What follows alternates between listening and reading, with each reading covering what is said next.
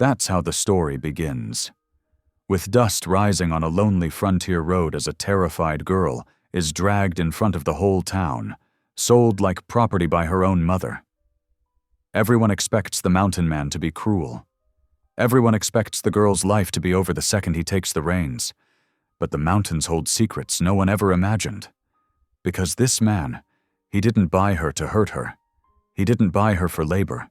He bought her to save her from something far darker, something tied to the land beneath their boots and the lies her mother has buried for years. As church bells echo and riders gather on the ridge, whispers spread of hidden papers, stolen inheritance, and a promise made long ago to a dying woman. And now the girl must face a truth more dangerous than the sale itself. If she uncovers what her mother did, if she learns why the mountain man really came for her, will it set her free or tear the entire town apart? Drop a comment below and share which part of the world you're tuning in from today. If you enjoy stories like this, don't forget to subscribe for more.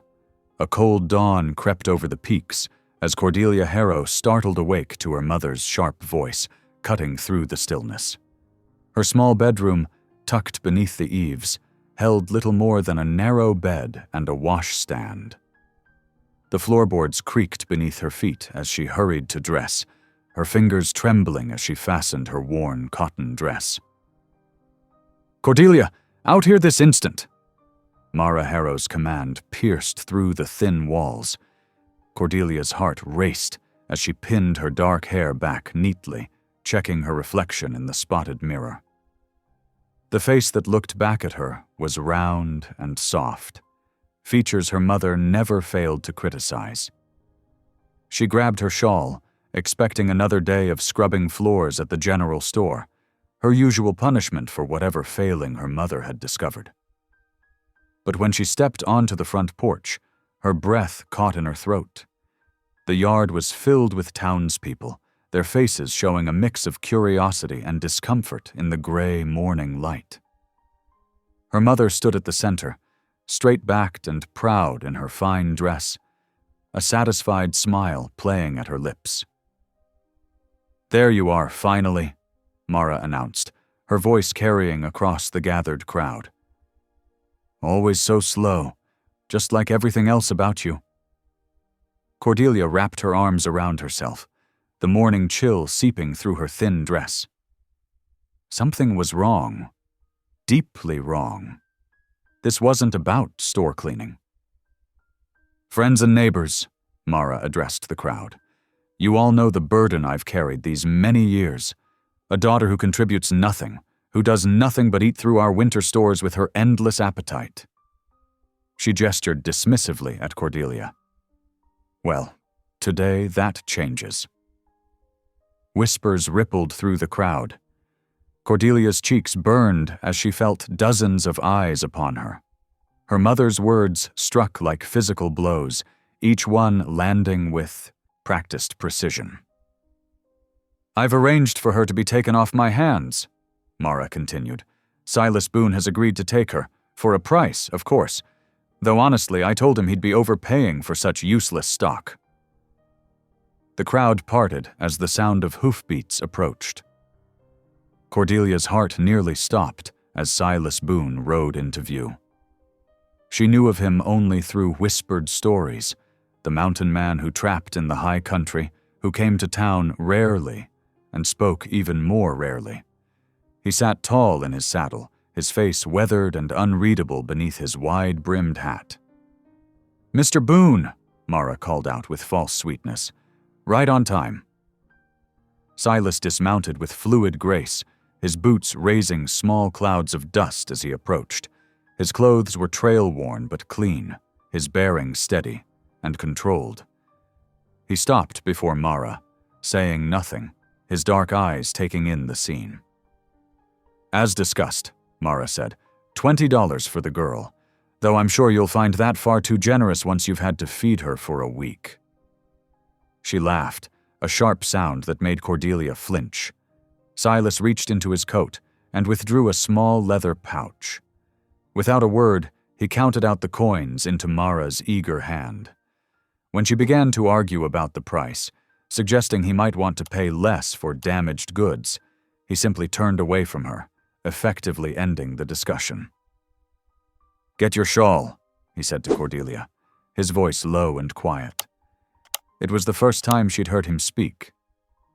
Cordelia's fingers clutched at the thin wool already wrapped around her shoulders. I have it," she whispered. He nodded once and turned back to his horse. The crowd began to disperse, some looking away in shame, others watching with undisguised curiosity. Mara was already counting her coins again, paying no attention to her daughter's departure. Silas led Cordelia through town to where a pack horse waited, loaded with supplies. Her legs felt weak, her mind spinning with fear and confusion. She'd been sold, actually sold, to this stranger from the mountains. What would become of her now? As they reached the pack horse, Silas turned to her. His voice was quiet, meant for her ears alone. "You will not be harmed." 4 simple words, yet something in his tone, steady, certain, made her want to believe him. Still, she trembled as he helped her mount the spare horse he'd brought for her. They set out as the sun began to climb over the eastern peaks, following the trail that led toward Deep Timber Pass.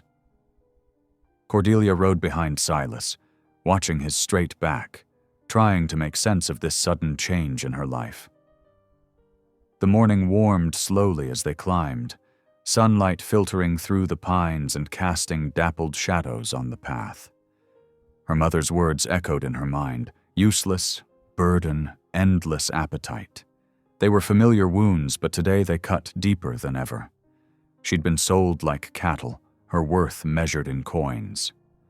Tears threatened, but she blinked them back. She wouldn't give her mother the satisfaction of breaking down, even if Mara couldn't see it.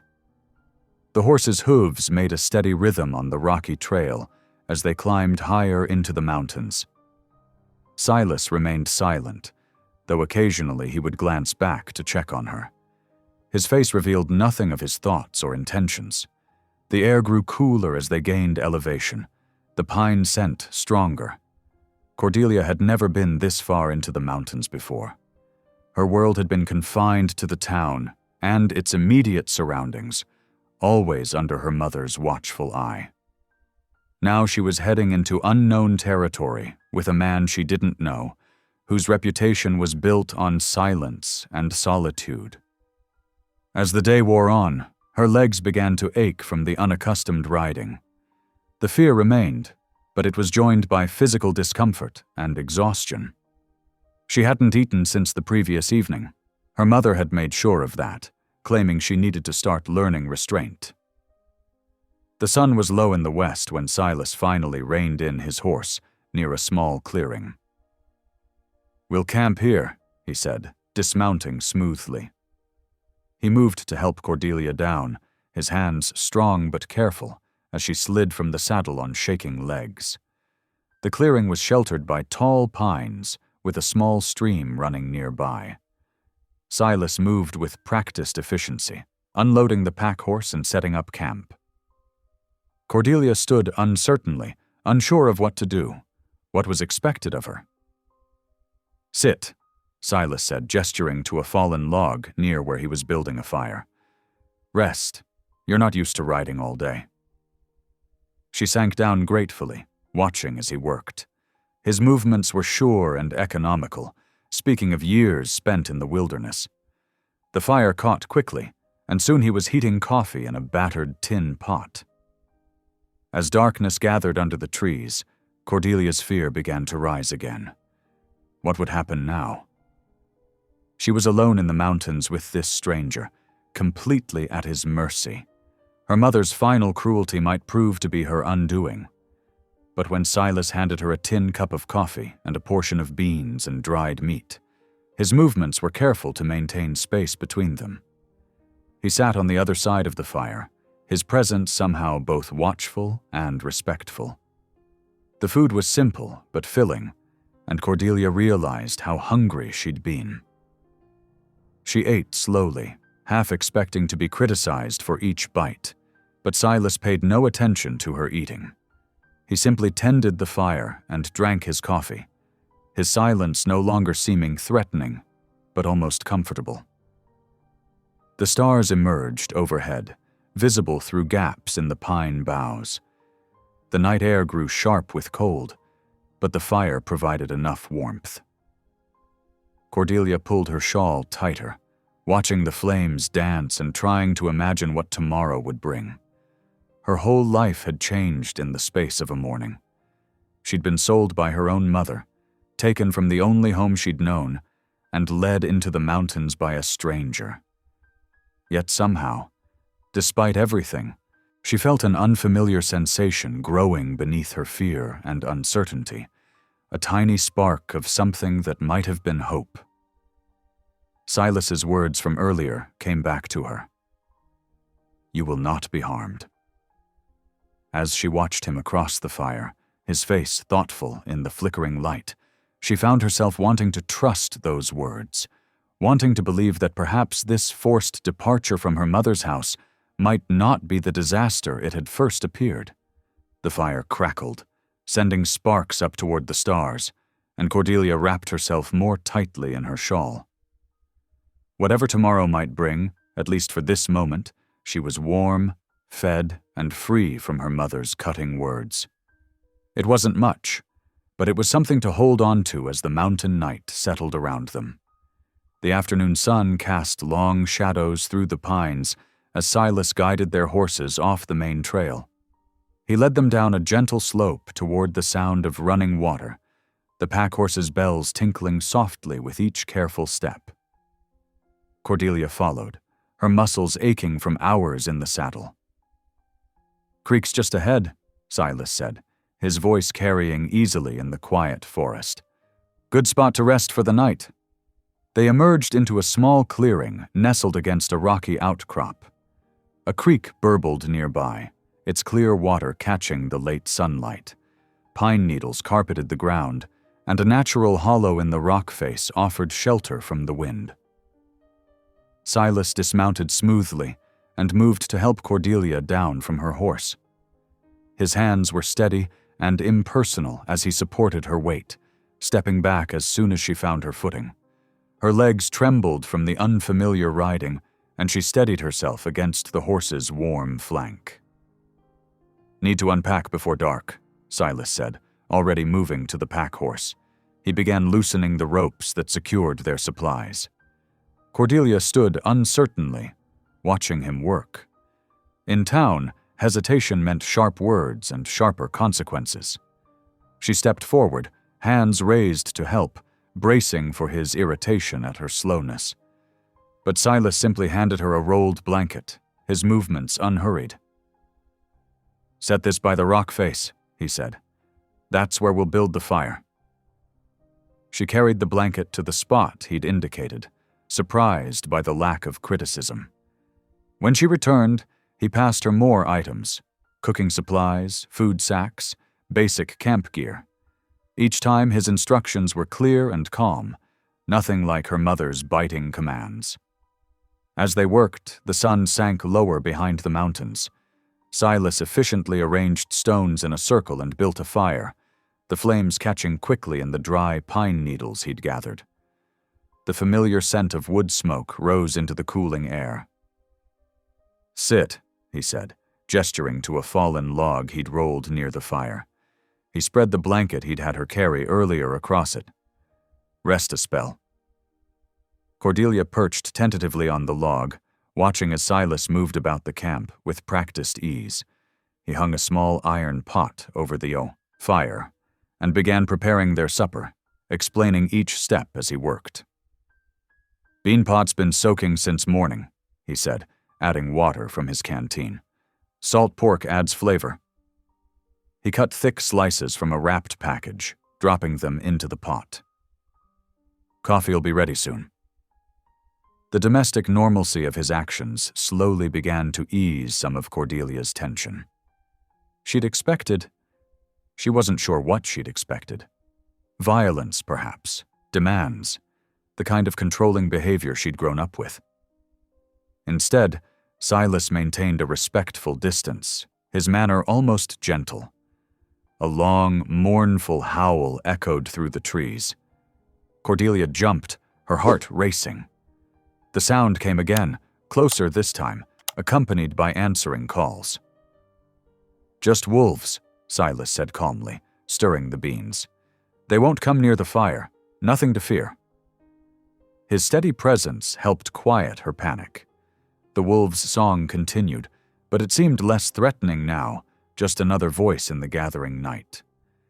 The beans began to bubble, filling the air with a savory aroma that made Cordelia's stomach clench with hunger. She hadn't eaten since the previous evening. Her mother had made sure of that, calling it a final lesson in discipline. Silas filled 2 tin plates with steaming beans and pork, handed one to Cordelia along with a spoon. "Eat," he said simply. "You need it." She hesitated, years of her mother's criticism ringing in her ears. Words about greed and gluttony, about how no man would want a wife who ate like a field hand. "Your body needs food," Silas said quietly, as if reading her thoughts. "Especially after a day's ride. Eat what you want, there's plenty." Cordelia took a small bite, then another. The beans were well seasoned, the pork rich and satisfying. When she finished, Silas wordlessly filled her plate again. She ate more slowly this time, savoring each spoonful. As they ate, Silas spoke, his voice low and steady. "I reckon you're wondering why I bought you today." Cordelia's spoon paused halfway to her mouth. This was it, the moment when he'd reveal his true intentions.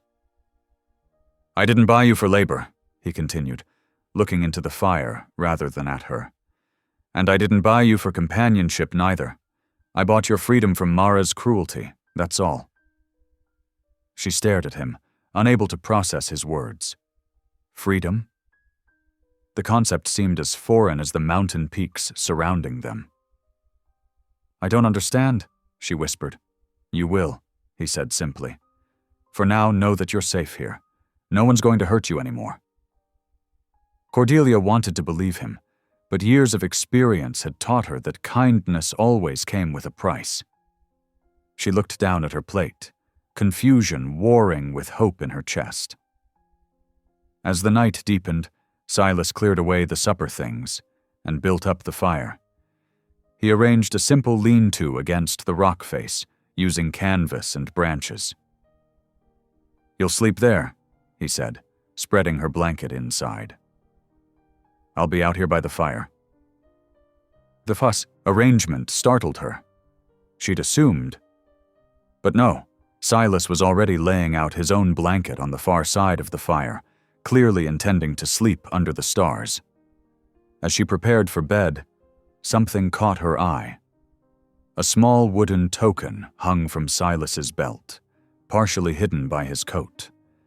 In the firelight, she could just make out carving on its surface. Her heart stopped for a moment. It was her name, Cordelia, cut into the wood with careful precision. She wanted to ask about it, but Silas had turned away, tending to the horses one last time before settling down. The token's meaning would remain a mystery, at least for tonight. The lean-to proved surprisingly comfortable, the blanket thick enough to cushion the ground. The creek's gentle music filled the darkness, a soothing counterpoint to the occasional wolf song in the distance. Through the canvas, Cordelia could see Silas's silhouette against the starlit sky, his presence both watchful and comforting. Despite her fears and confusion, exhaustion soon pulled at her. The creek's whispered song grew fainter as sleep approached. Her last conscious thought was of the wooden token with her name, a puzzle for another day, but one that somehow felt more intriguing than frightening. The mountain night settled around them, peaceful and deep. For the first time in years, Cordelia fell asleep without the weight of her mother's disapproval pressing down on her. Whatever tomorrow might bring, tonight she was safe, warm, and, strangest of all, free. Dawn crept over the mountains in pale fingers of light, turning the frost-touched grass to silver. Cordelia woke to the scent of coffee and wood smoke mingling in the crisp morning air. She emerged from the lean-to, drawing her shawl tight against the chill. Silas stood by the rekindled fire, pouring steaming coffee into 2 tin cups. His movements were quiet, deliberate, as if he'd performed this routine countless times before. He handed her a cup without comment, but his eyes held a gentle awareness of her uncertainty. "Much obliged," Cordelia murmured, wrapping her cold fingers around the warm metal. The coffee was strong and sweet, with a touch of molasses, nothing like the weak brew her mother had allowed her. They broke camp slowly, methodically. Silas demonstrated how to roll the blankets tight and secure the packs, his instructions clear and patient. Cordelia found herself relaxing slightly into the work, grateful for its simple purpose. "We've got a fair piece to ride today," Silas said as they mounted up. "But we'll take it easy, no need to rush." The trail wound higher into deep timber pass, threading between stands of towering pines. Silas led the way, but his pace was steady and considerate. He frequently checked back to ensure Cordelia was managing the unfamiliar terrain. She watched him study the landscape as they rode, noting how his eyes constantly moved between sky and earth. When dark clouds gathered over a distant peak, he adjusted their route slightly. When they crossed a creek, he paused to examine deer tracks in the mud, reading the story they told. Every hour or so, Silas called a halt to rest the animals. He helped Cordelia dismount, offering water and simple travel bread. During one such stop, she observed him with his mule, speaking low and gentle as he adjusted the packs. The beast's ears flicked forward attentively, clearly trusting its master. "Your grandmother taught me about reading weather," Silas said unexpectedly during their midday rest. "Said the clouds tell stories if you know how to listen." Cordelia started at the mention of her grandmother, but before she could respond, Silas had turned away to check the horse's feet for stones. The sun had passed its peak when they finally crested a gentle rise.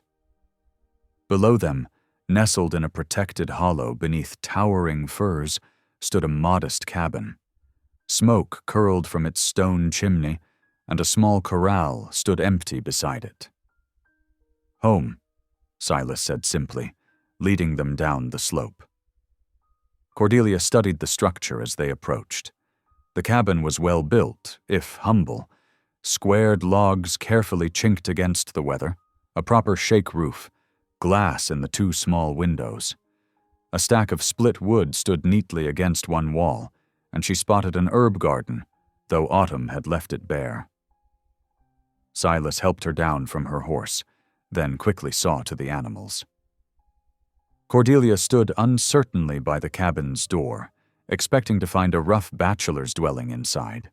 Dirty dishes, clothes strewn about, the general disorder she'd heard whispered about regarding mountain men. "Go on in," Silas encouraged, leading the horses to the corral. "Fire should still be warm." She pushed open the heavy door and stepped inside. The cabin was small but surprisingly orderly. A potbelly stove occupied one corner, its black iron surface gleaming with care. Rough-cut shelves lined one wall, holding neat rows of provisions and cooking implements. A narrow bunk was built into the opposite wall, covered with a faded quilt whose intricate pattern spoke of loving hands. The single room was clean and well kept. Dried herbs hung from the rafters, filling the air with subtle fragrance. A solid table stood beneath one window, its surface scrubbed smooth by years of use. Everything had its place, arranged with practical efficiency. A ladder led to a small loft above, where Cordelia could see stored supplies and what appeared to be another sleeping area. The whole space felt considered. intentional. Nothing like the chaotic den she'd imagined. The door opened behind her as Silas entered, carrying their packs. "Bunk's yours," he said, nodding towards the built-in bed. "I'll sleep up in the loft." "I couldn't take your bed," Cordelia protested automatically. "You're not taking it. I'm offering it." His tone was firm, but kind. "Loft suits me fine." He moved about the cabin with familiar ease, storing their supplies and adding wood to the stove. Through the window, Cordelia could see more wood smoke rising. Silas had apparently started an outdoor cooking fire as well. "I'll get some more wood split before dark," he said, reaching for an axe that hung on pegs by the door. "Make yourself at home." Cordelia watched through the window as he worked, his movements sure and practiced. The steady thunk of the axe splitting wood created a rhythm that seemed to belong to this place, like the whisper of wind in the firs or the distant cry of a hawk. She found herself drawn to examine the cabin more closely. The quilted bed covering caught her attention again. Something about its pattern tugged at her memory. Squares within squares, like ripples in still water. She ran her fingers over the faded fabric, feeling its age and history. The light was growing golden when Silas returned, arms full of split wood. He stacked it carefully by the stove, then set about preparing their evening meal. Soon the cabin filled with the homey smells of cornbread and beans. They ate at the simple table, the food plain but filling.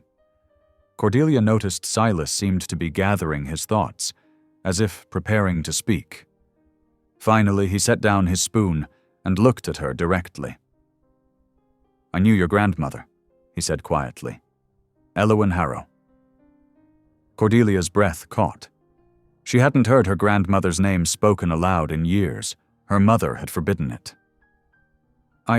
I barely remember her," Cordelia admitted, her voice small. "Mother sent me away to Aunt Sarah's when I was young. When I came back, grandmother was gone." Silas's eyes softened with something that might have been sorrow. "Elowyn Harrow was the best soul this ridge ever saw," he said, his voice gentle but carrying the weight of absolute conviction. "She understood this land better than anyone, knew its ways, its seasons, knew people's hearts too." Cordelia stared at him, questions crowding her throat. How had he known her grandmother? What had happened in those years she was away? Why did his voice hold such respect when he spoke Elowyn's name? But Silas was already standing, gathering their empty plates. "We'll talk more tomorrow," he said. "It's been a long day, and you need rest." She wanted to protest, to demand answers, but exhaustion was indeed settling into her bones. The emotional strain of the past 2 days, combined with the physical demands of the journey, left her barely able to keep her eyes open. Silas hung a rough canvas curtain across one corner of the cabin, creating a private space around the bunk. "Get some sleep," he said.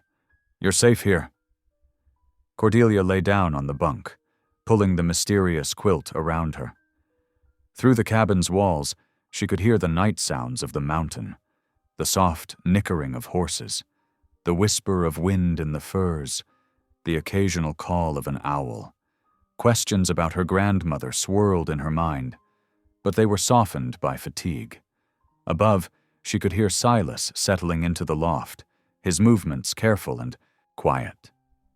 The stove popped gently as it cooled, and the familiar scent of wood smoke drifted through the cabin. Her last conscious thought was of the quilt wrapped around her. Something about its pattern still nagged at her memory, like a half-remembered dream. But sleep was pulling her under, and the mystery would have to wait for morning. Morning crept into the cabin with fingers of pale light and the rich aroma of baking biscuits. Cordelia stirred beneath the faded quilt, momentarily disoriented by the unfamiliar ceiling above her. The sound of movement near the stove drew her attention, and she turned to see Silas working quietly with a ball of dough. His large hands moved with surprising delicacy as he turned and patted each biscuit before placing it in the cast-iron skillet. Steam rose from the stove's surface, carrying the promise of breakfast. Cordelia sat up slowly, pulling her shawl around her shoulders against the morning chill. "Good morning," Silas said without turning around. "Coffee's ready if you'd like some."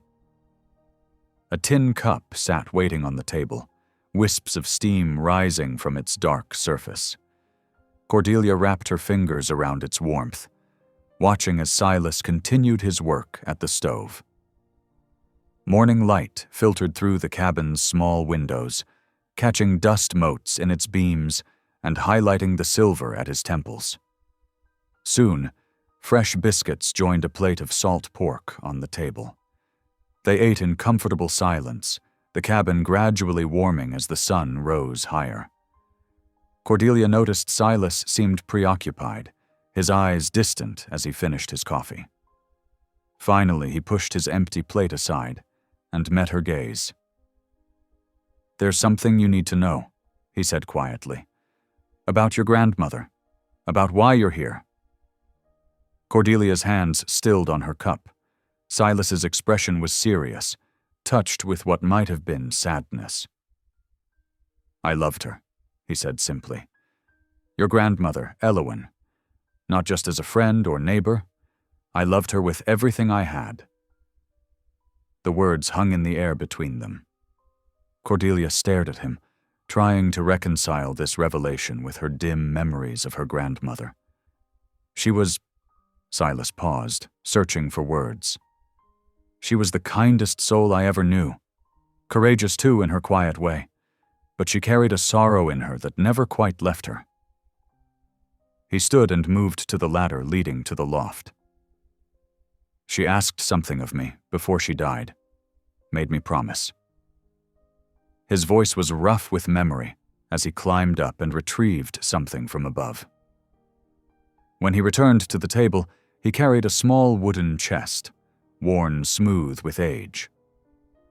"She asked me to protect her bloodline if anything ever happened to her, to watch over what was precious." Cordelia's throat felt tight. "I never knew," she whispered. "Mother never spoke of grandmother having anyone close outside of town." "Your mother made sure of that," Silas said grimly. He opened the chest carefully, revealing its contents. A faded blue hair ribbon, carefully, folded letters, and various documents yellowed with age. With gentle fingers, Silas lifted out the ribbon. "She wore this every Sunday," he said softly. "Said blue was the color of truth." He set it aside and removed the letters, handling them as if they were made of glass. "These are important," he said, spreading them on the table. "They're letters about the Harrow land, about the springs that run beneath it. Your grandmother knew every inch of that property, every source of water, every boundary line." Cordelia leaned forward, examining the careful handwriting that covered the pages. She recognized her grandmother's distinctive script, though she hadn't seen it since childhood. "Your mother," Silas continued, his voice hardening slightly, "manipulated things when your grandmother was dying, changed documents, stole what should have been your inheritance." The words hit Cordelia like physical blows. She stood abruptly, needing to move. Her hands found the broom in the corner, and she began sweeping, the familiar motion helping to steady her as her world tilted on its axis. "The water rights," Silas explained as she worked. "The springs, the grazing lands, they should have come to you. Your grandmother made sure of it in her will. But Mara..." He shook his head. "She found ways around it, used her influence with the county clerk, made sure certain papers disappeared." Cordelia paused in her sweeping, dust motes dancing around her feet. "The empty water bucket," she said suddenly. "I should fill it." She needed air, needed space to think. Silas watched her lift the bucket and head for the door. "Take your time," he said gently. "It's a lot to take in." Outside, the morning air was crisp and clean. Cordelia made her way to the spring that fed the cabin, her mind whirling with revelations. The bucket filled slowly, the sound of running water a counterpoint to her thoughts. When she returned, Silas had arranged the letters and documents in neat piles on the table. He looked up as she set the full bucket by the stove. "You're not helpless," he said firmly. "You're the heir to something worth defending. Your grandmother knew that. It's why she made me promise to help you claim what's yours." Cordelia sank into her chair, running her fingers over one of the letters. "But how?" she asked. "Mother has all the power in town, the connections, the influence." "We have truth," Silas replied, "and your grandmother's documentation. She was thorough, keeping records of everything. Water rights, property lines, agreements with neighbors. She knew someday they'd be needed." The day passed in a blur of revelations as Silas showed her each document, explained their significance, helped her understand the scope of what had been taken from her. As evening approached, wind began to rattle the cabin's shutters, and Cordelia felt tears sliding down her cheeks. But these weren't tears of helplessness or shame, like she'd known so often before. These tears came with tears, something new. A sense of purpose taking shape, like a sword being forged in fire. She was her grandmother's granddaughter after all, heir to more than just land and springs. Silas quietly added wood to the stove, giving her space with her emotions. The wind continued its lonely song outside, but inside the cabin, Cordelia felt the first stirrings of hope. Her grandmother had prepared for this, had trusted in her strength even before she knew she had any. She looked up to find Silas watching her with quiet understanding. In his weathered face, she saw the echo of his love for her grandmother, and his determination to honor that love by helping her now. The revelation of his plan to restore her stolen inheritance should have frightened her. It meant standing against her mother, against the power structure of the whole town. But sitting there in the lamp-lit cabin, surrounded by her grandmother's careful documentation and wrapped in the strength of her grandmother's love story, Cordelia felt something she hadn't expected. Readiness. Dawn painted the eastern sky in soft rose and gold as Cordelia stepped out of the cabin. The mountain air held a bite that made her pull her shawl tighter. Silas waited by the door, a leather satchel slung over his shoulder. "Ready to learn about your land?" he asked, handing her a tin cup of steaming coffee. Cordelia wrapped her fingers around the warm metal, breathing in the rich aroma. "Yes," she said, surprised by the firmness in her voice. "Good. We'll start with the basics." Silas gestured toward the rising sun. "The Harrow Basin lies that way, about 4 miles as the crow flies. But we'll take the Ridge Trail. Gives a better view of everything." They set out after breakfast, Silas leading the way along a narrow path that wound through stands of towering pines. The trail climbed steadily, switchbacking up the mountainside. Cordelia's legs burned with the effort, but she pressed on, determined not to show weakness. "Watch your footing here," Silas called back, pointing to loose shale on the path. "Mountain's always moving, even when we can't see it." As they climbed higher, Cordelia noticed how Silas read the terrain, the way he studied the angle of slopes, noted the types of trees growing in different spots. He stopped occasionally to point out details she might have missed. "See those aspens?" He indicated a grove of white-barked trees. "They only grow where there's good water near the surface. Your grandmother taught me that." The mention of Elowen made Cordelia's heart twist, but she focused on learning. "So, they show where springs might be?" "Exactly." Silas nodded approvingly.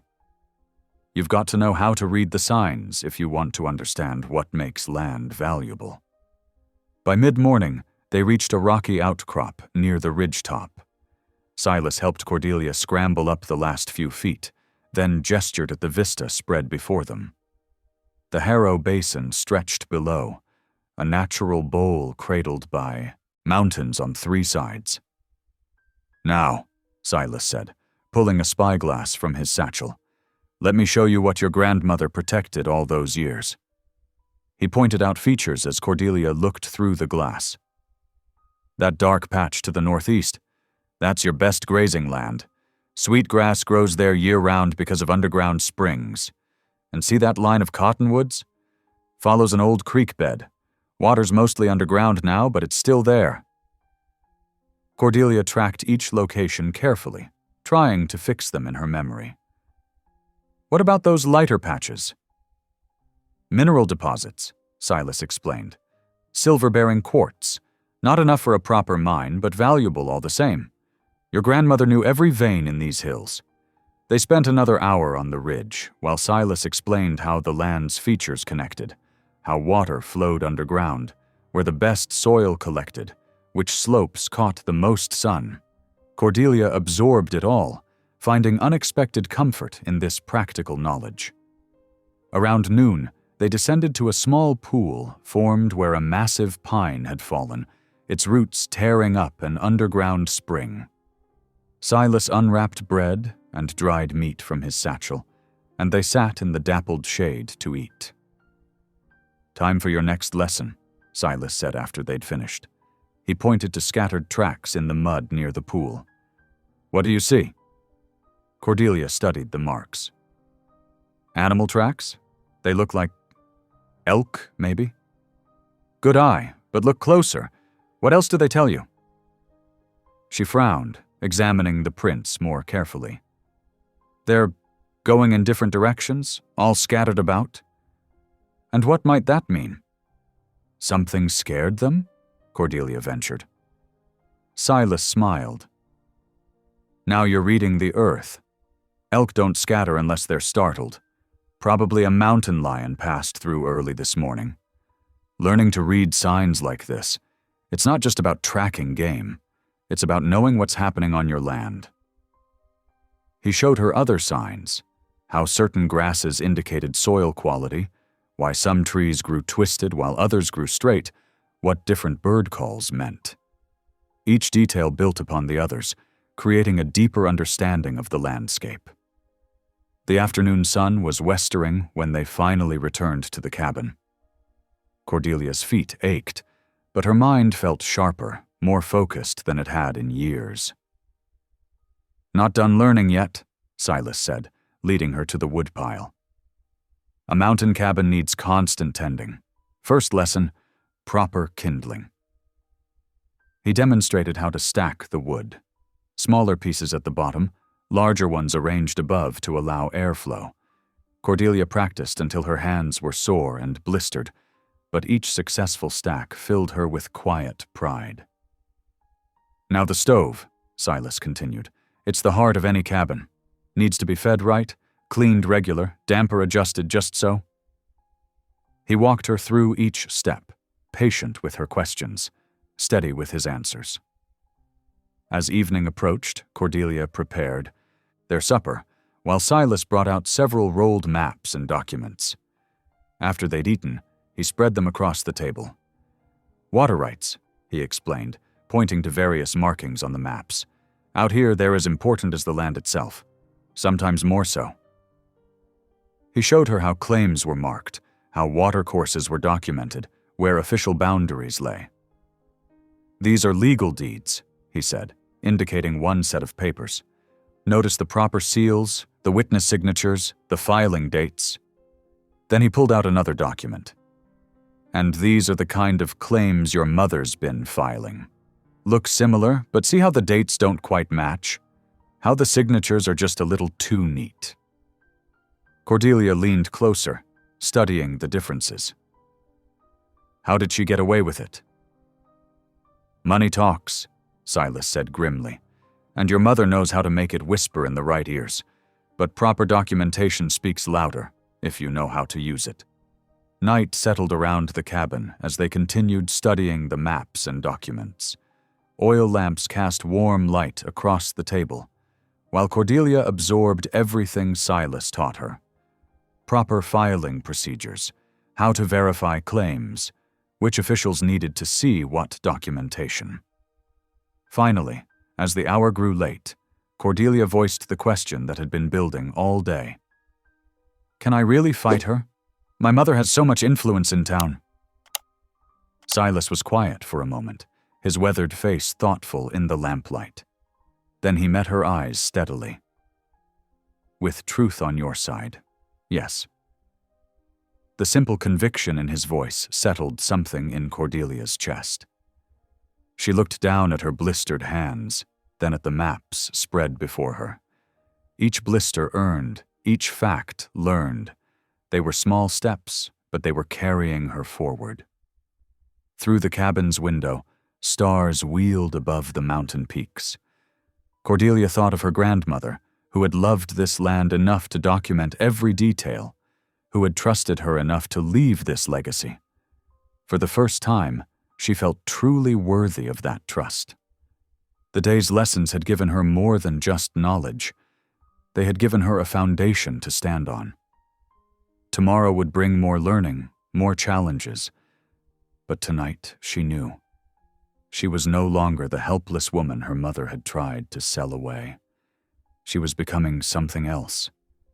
Something stronger, something her grandmother had seen in her all along. The morning sun had barely crested the ridge when Silas tapped on Cordelia's door. 2 days of routine had settled between them. Mornings spent with chores, afternoons filled with lessons about the land and its laws. But today felt different. Silas carried extra supplies in his saddlebags, and his expression held an air of purpose. "There's somewhere special we need to visit," he said, handing her a warm biscuit wrapped in cloth. "Your grandmother's summer cabin." Cordelia's heart quickened. "I didn't know she had one." "Few did. She kept it private. A retreat when the Aidu, Lower Valley, got too crowded with opinions." Silas adjusted his horse's cinch. "It's about 2 hours up, if you're ready for the ride." The trail wound higher into the mountains, steeper than their previous excursions. Pines gave way to spruce and fir, their branches heavy with morning dew. Cordelia's horse picked its way carefully over rocky patches, following Silas's lead. "Your grandmother loved it up here," Silas said during a brief rest. "Said the air was cleaner, thoughts came easier." He paused, studying the distant peaks. "Reckon she was right about that?" Near midday, they reached a natural shelf in the mountainside. Thick brush had overtaken what might once have been a clearing. Silas dismounted, tying both horses to a sturdy trunk. "There she is," he said softly, pointing through the undergrowth. Cordelia squinted, then caught sight of weathered logs behind the tangle of vegetation. A small cabin, almost completely hidden by nature's determined reclamation. Her throat tightened at this tangible piece of her grandmother's life. "Been almost 10 years since anyone's been up here," Silas said, pulling tools from his saddlebags. "Time we change that?" They worked steadily through the morning heat. Silas showed Cordelia how to clear brush safely, cutting away the thick growth that had nearly swallowed the cabin. As they worked, details emerged. A stone chimney, small windows with traces of faded blue paint, a covered porch that had somehow survived the seasons. The door proved stubborn, its wood warped from years of weather. Silas studied it, then retrieved a pry bar from his supplies. "Careful now," he instructed, working the metal edge into the frame. "We want to open it, not destroy it." Together they applied steady pressure. The door protested with loud creaks, but finally surrendered. Stale air rushed out, carrying the musty scent of abandoned spaces. Cordelia hesitated at the threshold, suddenly overwhelmed by stepping into her grandmother's private world. Silas squeezed her shoulder gently. "Take your time. She'd want you to see this place." Sunlight filtered through grimy windows, casting dusty beams across the single room. A collapsed cot leaned against one wall, its blankets long since claimed by mice. Rough-hewn shelves lined another wall, still holding odds and ends, tin cups, dried herbs in ancient jars, a few books warped by humidity. Cordelia moved slowly through the space, touching things reverently. A faded recipe card caught her eye, covered in familiar handwriting. She lifted it carefully, reading instructions for wild berry preserves, written in her grandmother's flowing script. "Look at this," she whispered, showing Silas. "I remember these preserves from when I was little. They always tasted like sunshine." He smiled, but his eyes were scanning the floorboards with focused intensity. "Your grandmother was clever about keeping important things safe," he said, "and she knew these boards well." Moving with purpose, he knelt near the room's center, running his hands over the wooden planks. "Help me check for any that feel loose," he suggested, "especially near the walls." Cordelia joined him, pressing carefully on each board. Near the east wall, one shifted slightly under her touch. "Here." Silas examined the spot, then nodded. "Good eye. Let's see what's underneath." With delicate work from the pry bar, they lifted the board. The space beneath held a metal box, its surface dulled by time but still intact. Cordelia's hands trembled as she lifted it out. "Your grandmother's Bible box," Silas explained softly. "She showed it to me once, said it held things that needed keeping safe." The lid opened with a quiet creak. Inside lay several items: a well-worn Bible, its pages marked with ribbons, a sealed envelope, the paper yellowed but unbroken, and beneath these, a document that made Cordelia's breath catch: a marriage certificate, unfiled and unsigned. "What is this?" she asked, though understanding was already dawning. Silas examined the certificate carefully. "Proof that your mother never legally married your father. The ceremony was planned, but this was never filed with the territorial office." He looked at her steadily. "Which means her claim to the Harrow name, and the land that goes with it, was never legal." Cordelia sank onto the dusty floor, the implications washing over her. All her life, her mother had wielded authority like a weapon, claiming rights through marriage, but it had been built on lies. "She knew," Cordelia whispered. "That's why she was always so desperate to maintain control. She knew her position was false." They sat in silence for a moment, dust motes dancing in the sunbeams around them. Finally, Silas stood and offered his hand. "Come on," he said gently. "Let's get some air and eat something. There's more to go through, but we need clear heads for it." On the porch, they shared jerky and hard cheese, watching clouds cast shadows across the valley below. Cordelia held the Bible in her lap, running her fingers over its worn leather cover. "She marked passages," Silas said, "things that gave her strength when times were hard. Might be worth reading those tonight." They spent another hour carefully searching the cabin, but found nothing else of significance. Before leaving, they secured the door as best they could and covered their tracks, no sense alerting anyone else to their discovery. The ride home was quiet, each lost in thought as afternoon faded toward evening. Cordelia kept one hand near her saddlebag, where the Bible rested safely wrapped in her shawl. Its weight felt like a touchstone, a connection to the grandmother she wished she'd known better. Back at Silas's cabin, after the horses were tended and supper eaten, Cordelia settled by the fire with Elowen's Bible.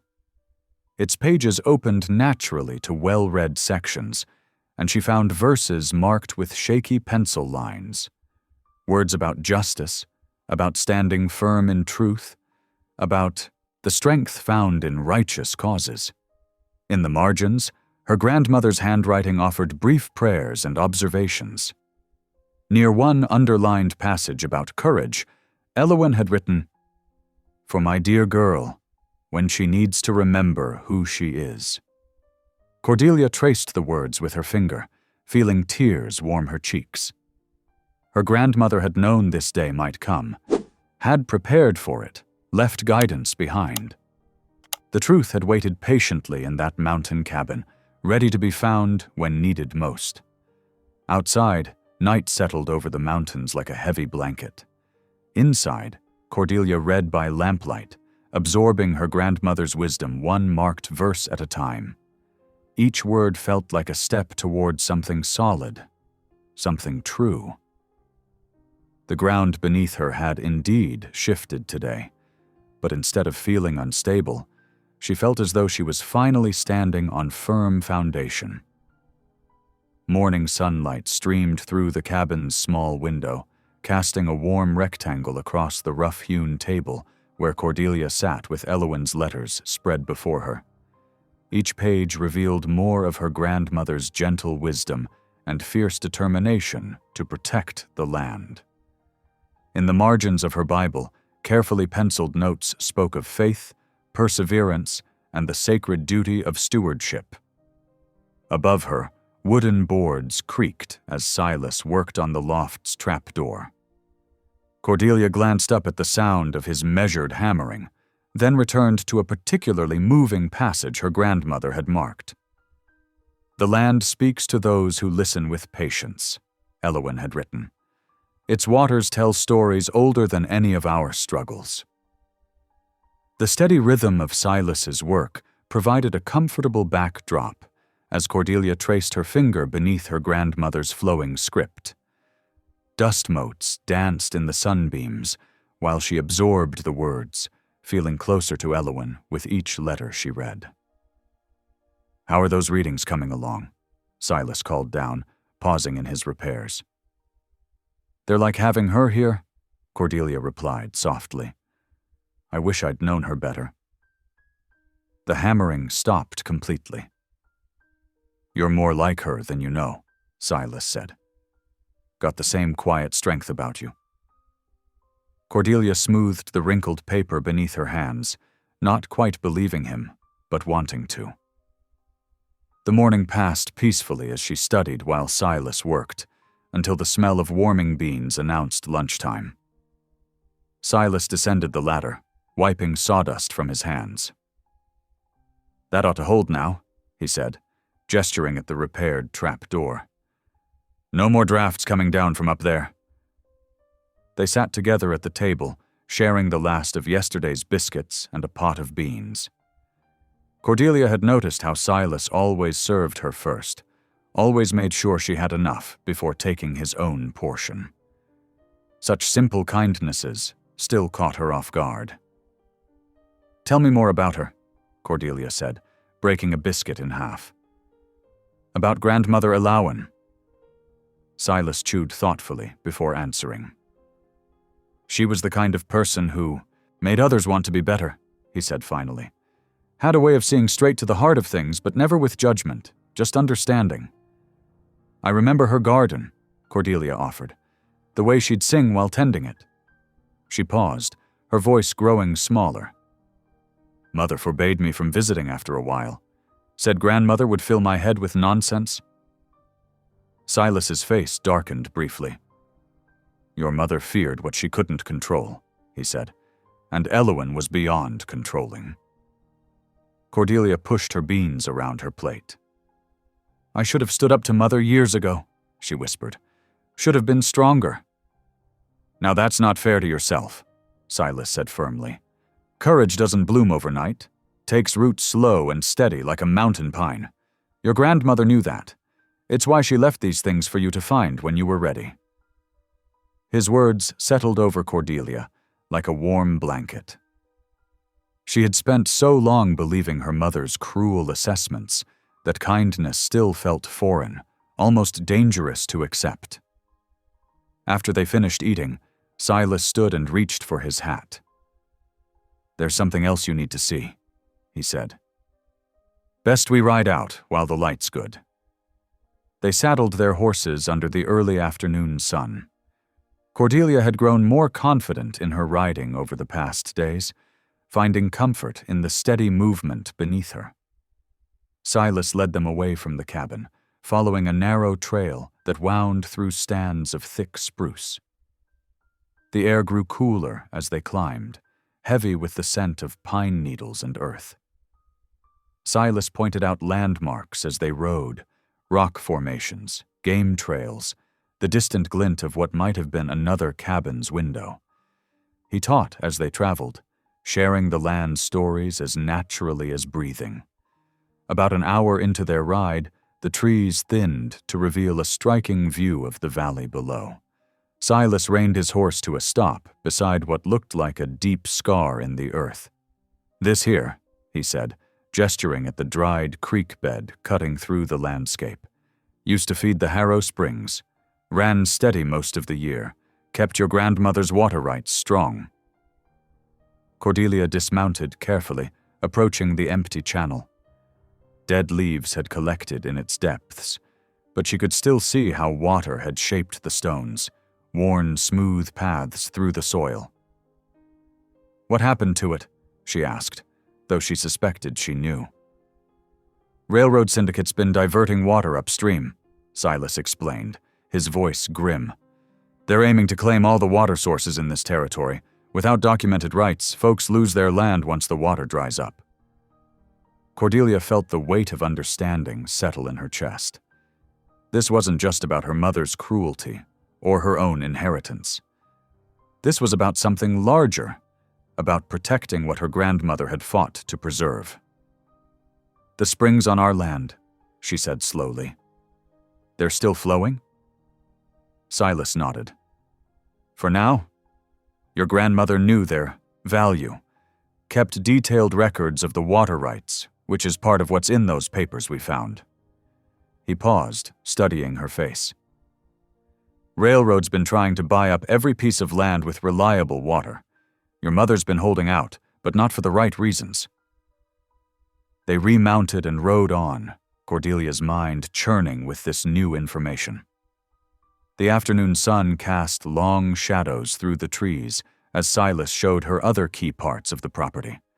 Places where the railroad had already started encroaching. Spots where survey markers had been suspiciously moved. By the time they turned toward home, dust clung to their clothes, and the evening air had grown cool. Cordelia felt physically tired, but mentally alert, processing everything she'd learned. They took care of the horses in companionable silence before heading inside the cabin. Silas built up the fire while Cordelia prepared a simple supper of salt pork and potatoes. The familiar tasks helped settle her thoughts, bringing clarity to the decision that had been forming all day. As they sat down to eat, Cordelia squared her shoulders. "I want to file my claim," she said firmly. "Take the evidence to the judge." Silas looked up from his plate, studying her with careful consideration. "It won't be easy," he said finally. "Your mother won't take it quietly." "I know." Cordelia's hands trembled slightly, but her voice remained steady. "But it's the right thing to do. Not just for me, but for grandmother's legacy, for the land itself." A small smile touched Silas's lips. "Reckon Alawan would be proud to hear you say that." He nodded slowly. "We'll need to gather all the evidence first. The marriage certificate, water rights documents, property maps, and we'll have to choose our day careful-like. Judge only holds court in town every other week." "How long?" Cordelia asked, trying to keep the impatience from her voice. "Give me 3 days to organize everything proper," Silas replied. "Want to make sure we do this right the first time. No second chances with claims like this." They finished their meal discussing the practical details, which documents they'd need, how to present their case, what opposition they might face. With each point they covered, Cordelia felt more certain of their path forward. Later, as she curled into her bunk, Cordelia held her grandmother's Bible close. The fear was still there, humming beneath her skin, but something stronger had taken root alongside it. Hope, she realized, not the fragile wish-making kind, but something sturdy and real, like the mountain pines Silas had mentioned. She thought of her grandmother's written words about the land speaking to those who listened. For the first time in her life, Cordelia felt truly ready to listen and to speak up for what was right. As sleep drew near, she imagined Eowyn's gentle smile, approving of the courage finally blooming in her granddaughter's heart. Morning sunlight streamed through the cabin's small window, casting warm patches on the rough-hewn floor. Cordelia stood at the wooden counter, kneading bread dough with steady, rhythmic movements. Her hands had grown stronger over the past days, more sure of themselves. The familiar task brought comfort as she worked the dough, adding pinches of flour when it stuck to her fingers. Silas sat at the table nearby, carefully organizing Eowyn's documents into neat piles. The scratch of his pencil marking notes mingled with the soft sounds of Cordelia's baking. They had fallen into an easy routine together, moving around the cabin's small space with growing familiarity. "This bread smells mighty fine," Silas commented, looking up from his work. "Your grandmother taught you well." Cordelia smiled, pleased by the compliment. "The recipe was in her Bible notes," she explained, shaping the dough into a round loaf. "Though I remember watching her bake when I was small, she always said bread needs gentle hands but a firm heart." Silas nodded, understanding in his eyes. That sounds like Eowyn. She had wisdom about everything, even the simplest things. After sliding the bread into the hot oven, Cordelia joined Silas at the table. Together they sorted through more papers, water rights certificates, property maps, and the crucial marriage certificate that proved Mara's deception. Each document was carefully examined and placed in order of importance. "We'll need these organized just right for the judge," Silas explained, showing her how to arrange the evidence. "First the proof of your birthright, then the water rights, then the property boundaries. Makes it clear as day who owns what." Around midday, they paused their work to eat. The fresh bread filled the cabin with its homey scent, and they shared it with dried beef and the last of the morning's coffee. Cordelia noticed how naturally they moved together now, passing plates and pouring drinks without awkward hesitation. After the meal, Silas led her outside to the cleared space behind the cabin. He retrieved 2 smooth wooden staffs from where they leaned against the wall, handing one to Cordelia. "Time for your lesson?" he said, taking his stance. "Remember what we practiced yesterday. It's not about force, it's about balance and intention." Cordelia gripped the staff, feeling its solid weight in her hands. Silas had begun teaching her basic self-defense moves the day before, showing her how to block and deflect rather than attack. She had been surprised by how much it felt like a dance, each movement flowing into the next. "Keep your feet steady," Silas instructed, demonstrating the proper stance. "The staff is an extension of your arm, not a club. You're not trying to hurt anyone, just keep them at a safe distance." They practiced for over an hour, moving through different defensive positions.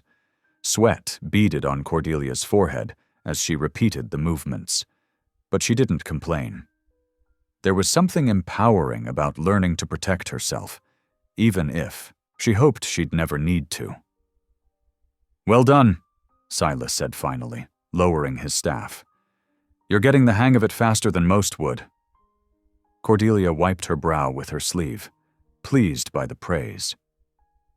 "It helps having a patient teacher," she replied.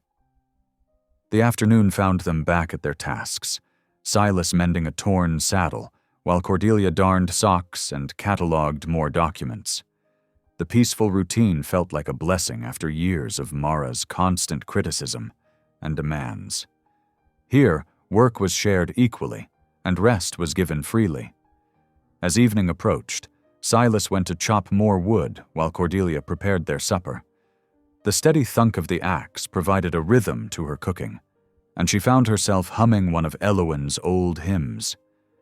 The simple melody brought memories of her grandmother's kitchen, warm and welcoming despite Mara's disapproval. After they ate, they settled by the fire with Elowen's Bible. They had made it a habit to read together each evening, taking turns with the passages Elowen had marked. Tonight, it was Cordelia's turn to read first.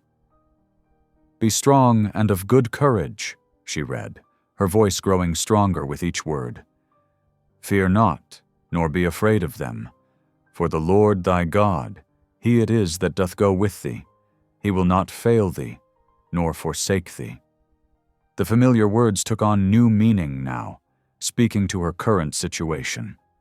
Silas listened quietly, his weathered face thoughtful in the firelight. When she finished the passage, he took the Bible gently and found another marked verse to share. They spent the rest of the evening preparing for their upcoming journey to see the territorial judge. Silas explained what to expect, how to present their case, and what questions they might face. 2 days from now, we'll ride out early, he said, studying the weather through the window. Those clouds are shifting. Storms coming end of the week. Best we're back before then. Cordelia nodded, trying to quell the nervous flutter in her stomach. Do you think the judge will listen? Really listen? Judge Harrison's a fair man, Silas assured her. He cares about truth and proper documentation. That's why we're being so careful with these papers.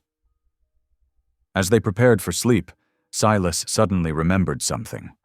He went to his saddlebag and returned with a small wooden token, holding it out to Cordelia. Been meaning to give you this, he said softly. Your grandmother had it made years ago, just in case. Thought you should have it now. Cordelia took the token carefully. In the lamplight, she could see the Harrow family crest carved into the smooth wood, the same design that marked their property stakes. Turning it over, she found her name etched on the back in delicate script. She had it made for me, Cordelia whispered, throat tight with emotion. Silas nodded. Said every Harrow should have one. Proof of belonging, she called it. Tears pricked at Cordelia's eyes as she traced the familiar crest with her finger. This small token represented everything: her grandmother's love, her rightful inheritance, her true place in the world. She clutched it close, feeling its smooth edges press against her palm. Thank you, she managed, looking up at Silas. For keeping it safe all this time. He smiled gently. Was just holding it until you were ready? That night, Cordelia lay in her bunk, the wooden token tucked safely under her pillow. The cabin creaked softly in the evening wind, a sound that had become comforting rather than frightening. She could hear Silas's steady breathing from the loft above, the peaceful rhythm of their shared space. Tomorrow they would finish their preparations for the journey to town. The thought still brought anxiety, but it was tempered now by determination and hope. She had proof of her claims, knowledge of her land, and strength she never knew she possessed. As sleep began to settle over her, Cordelia felt truly at peace for the first time in years. She didn't know that miles away, in a saloon at the edge of town, a weather-beaten cattle hand was already telling Mara Harrow about the smoke he'd seen rising from Silas Boone's cabin. Didn't know that her mother's face had twisted with rage at the news, or that plans were already being made to intercept their journey to the judge. Instead, Cordelia drifted off to sleep, holding the memory of her grandmother's carved token, dreaming of justice and belonging. The night wrapped around the cabin like a protective blanket, stars wheeling overhead in their ancient patterns, while somewhere in the distance, storm clouds gathered on the horizon. Dawn painted the mountain peaks in soft gold as Cordelia and Silas finished their breakfast of cornmeal mush and coffee. The morning air held a crisp bite, promising another clear day for their planned journey to the territorial judge. Cordelia was gathering the last of their documents when Silas suddenly stiffened, his hand pausing mid-reach for his coffee cup.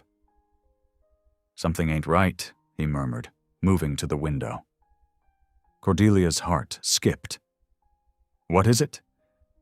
Fresh tracks out there. Silas's voice was low and controlled, but tension lined his shoulders. Too big for wild mustangs, too deliberate for someone just passing through. He strode to the door, opened it carefully, and studied the ground. Cordelia followed, clutching their precious envelope of documents. The morning sun revealed deep hoof prints in the soft earth near their hitching post, prints that hadn't been there the evening before. Multiple horses, Silas observed, crouching to examine the marks more closely. Heavy-set ones, probably carrying... The thunder of approaching hooves cut through the mountain quiet. Silas straightened, reaching for Cordelia's arm, but before they could retreat inside, 3 riders burst into the clearing. Cordelia's blood ran cold as she recognized the central figure, Mara Harrow, sitting straight-backed on her bay mare, flanked by 2 burly men wearing railroad company badges. Well, well, Mara's voice dripped with false sweetness. What a touching domestic scene. Cordelia stepped forward, even as her legs trembled. Mother, what are you... Silence! Mara's mask of pleasantness vanished. She pointed an accusing finger at Silas. That man is guilty of kidnapping and corruption. He stole you away, poisoned your mind with lies about your inheritance. The 2 enforcers dismounted smoothly, their boots hitting the ground with ominous thuds. They were big men, weathered and hard-looking, with well-worn gun belts and cold eyes. The taller one, his face shadowed by a dark hat, gripped a Winchester rifle with practiced ease. Now see here, Silas began, his voice steady. There's been no kidnapping. I have documentation. The shorter enforcer moved with startling speed. His fist connected with Silas's jaw, spinning him sideways. Before Silas could recover, the man with the rifle swung his weapon like a club, catching Silas in the ribs with a sickening crack. No! Cordelia screamed, lunging forward. Strong hands grabbed her arms, holding her back as Silas fell to one knee. I'm taking back what's mine, Mara declared, her voice carrying across the clearing like a whip crack. The girl returns to town with me. The mountain man... She smiled coldly. Well, that depends on how cooperative he decides to be. The documents, Cordelia struggled against the enforcer's grip. I have proof. The marriage certificate shows... Mara's eyes narrowed dangerously. She dismounted and strode forward, snatching the envelope from Cordelia's hands with snake-like quickness. What lies has he filled your head with, girl? What foolish dreams of standing against your own mother? They ain't lies, Silas growled, trying to rise. The rifle butt crashed into his back, driving him to the ground again. Blood trickled from his split lip, staining the dirt beneath him. Cordelia felt tears burning her eyes, helpless rage building in her chest as she watched Silas suffer.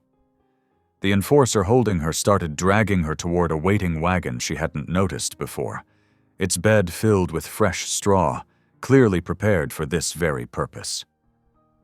Don't lose faith, Cordelia, Silas's voice rang out, strong despite his injuries. Remember what you've learned. Remember who you... Another brutal blow cut off his words. Cordelia struggled harder, but the enforcer simply lifted her off her feet, carrying her like a sack of grain to the wagon. She caught glimpses through her tears. Silas on his knees, blood now streaming from a gash above his eye. Mara examining the envelope's contents with calculated interest, the second enforcer drawing back for another strike. That's enough, Mara called sharply to her men. Leave him. He won't be following us in that condition, and we have what we came for. She turned to Cordelia, who had been roughly deposited in the wagon bed. Time to go home, daughter. Time to remember your place. The wagon's wooden sides felt like prison bars as Cordelia watched helplessly.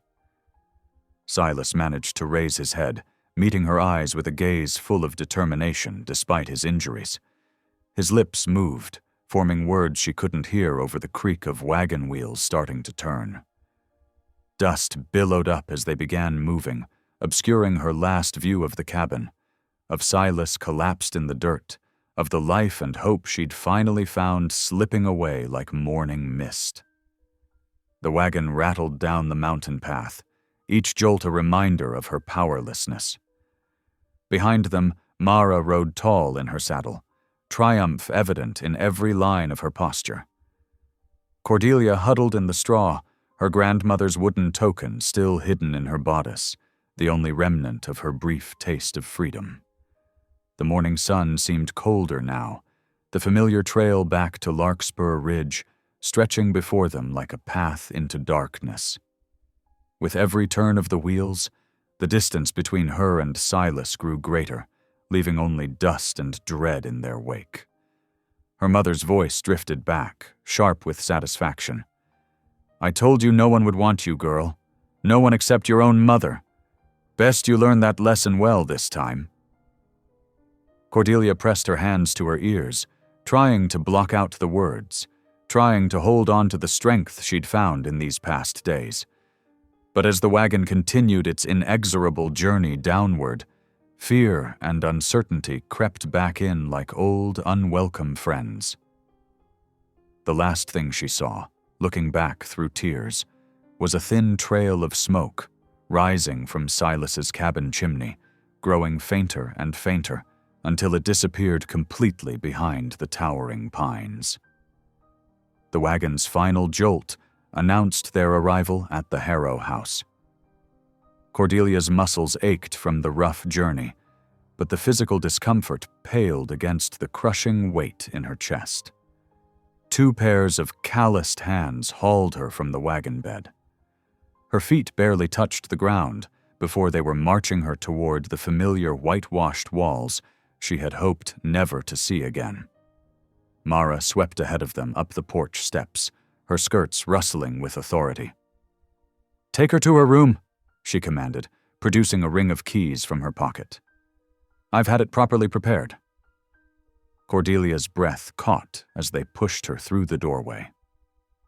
The house smelled exactly as she remembered, lavender soap and beeswax, with an underlying sourness that spoke of secrets and shame. They steered her down the narrow hallway to her old bedroom, and her heart sank further at what she saw. The room had been stripped to bare bones. Her few books, the pressed flower collection, even the faded curtains, all gone. The window's wooden frame bristled with fresh nails, blocking any hope of opening it. Her narrow bed stood naked except for a thin blanket, and the usual water pitcher was conspicuously absent from the washstand. "Home sweet home," Mara said, her voice dripping honey-coated venom. She gestured for the men to release Cordelia. "Though I've had to make some adjustments for your own protection, of course." Cordelia stumbled slightly as they let go of her arms. She kept her face carefully blank, though her hands trembled. Beneath her coat, Elowen's Bible pressed against her ribs, where she had managed to hide it during the capture. Its presence gave her strength, a small reminder that not all was lost. "Why are you doing this?" Cordelia asked quietly, forcing herself to meet her mother's gaze. Mara's face softened into an expression of manufactured concern. "Oh, my dear girl, can't you see I'm saving you from yourself?" She stepped closer, reaching out to pat Cordelia's cheek with cold fingers. "That mountain man filled your head with dangerous ideas, making you think you could stand up to your own mother, claiming rights to land that isn't yours?" She clicked her tongue. Such foolishness had to be stopped. The door closed with a heavy thud, and the key's turn in the lock echoed with dreadful finality. Cordelia stood motionless in the center of the bare room, listening to her mother's footsteps fade down the hallway. Only when she was certain she was alone did she allow herself to sink onto the thin mattress, drawing the Bible from its hiding place with trembling hands. Through the walls, voices drifted. Mara's practiced charm, the deeper tones of the railroad men. Cordelia pressed closer to the wall, straining to hear. "The water rights will be yours, naturally, once the papers are signed," Mara was saying. "The springs feed half the valley. Think of the profit when the railway station needs water for its steam engines." "And you're certain you can deliver?"